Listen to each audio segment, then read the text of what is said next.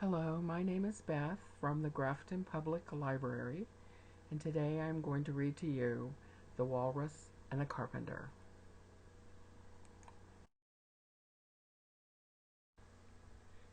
The Walrus and the Carpenter is a poem recited by Tweedledee and Tweedledum to Alice in Lewis Carroll's Through the Looking Glass, written in 1871.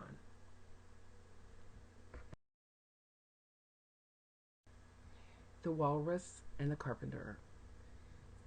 The sun was shining on the sea, shining with all his might. He did his very best to make the billows smooth and bright. And this was odd because it was the middle of the night.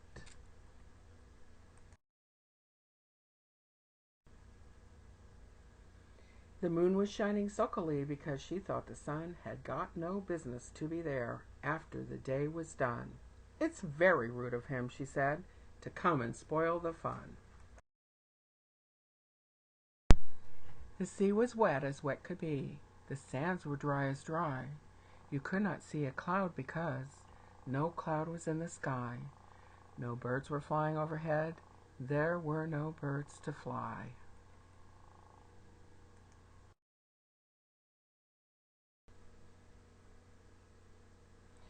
The Walrus and the Carpenter were walking close at hand. They wept like anything to see such quantities of sand. If this were only cleared away, they said, it would be grand.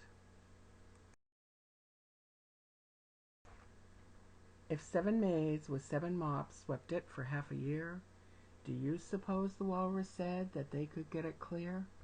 "I doubt it," said the Carpenter, and shed a bitter tear.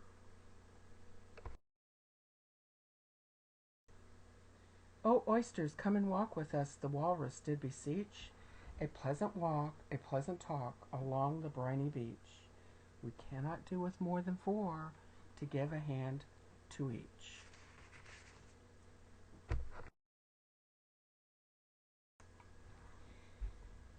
The eldest oyster looked at him, but never a word he said. The eldest oyster winked his eye and shook his heavy head, meaning to say he did not choose to leave the oyster bed. But 4 young oysters hurried up, all eager for the treat. Their coats were brushed, their faces washed, their shoes were clean and neat. And this was odd because, they hadn't any feet. 4 other oysters followed them, and yet another 4, and thick and fast they came at last, and more and more and more, all hopping through the frothy waves and scrambling to the shore. The Walrus and the Carpenter walked on a mile or so, and then they rested on a rock conveniently low, and all the little oysters stood and waited in a row.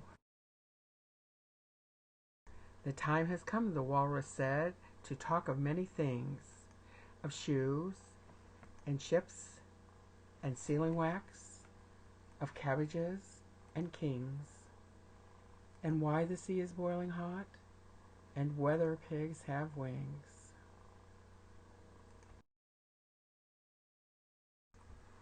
"But wait a bit," the oysters cried, "before we have our chat, for some of us are out of breath, and all of us are fat." "No hurry," said the Carpenter. They thanked him much for that. "A loaf of bread," the Walrus said, "is what we chiefly need. Pepper and vinegar, besides, are very good indeed. Now, if you're ready, oysters dear, we can begin to feed." "But not on us," the oysters cried, turning a little blue. "After such kindness, that would be a dismal thing to do." "The night is fine," the Walrus said. "Do you admire the view?"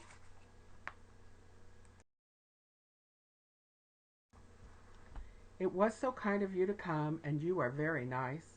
The Carpenter said nothing but, "Cut us another slice. I wish you were not quite so deaf. I've had to ask you twice." "It seems a shame," the Walrus said, "to play them such a trick, after we've brought them out so far, and made them trot so quick." The Carpenter said nothing but, "The butter's spread too thick." "I weep for you," the Walrus said. "I deeply sympathize." With sobs and tears he sorted out those of the largest size, holding his pocket handkerchief before his streaming eyes.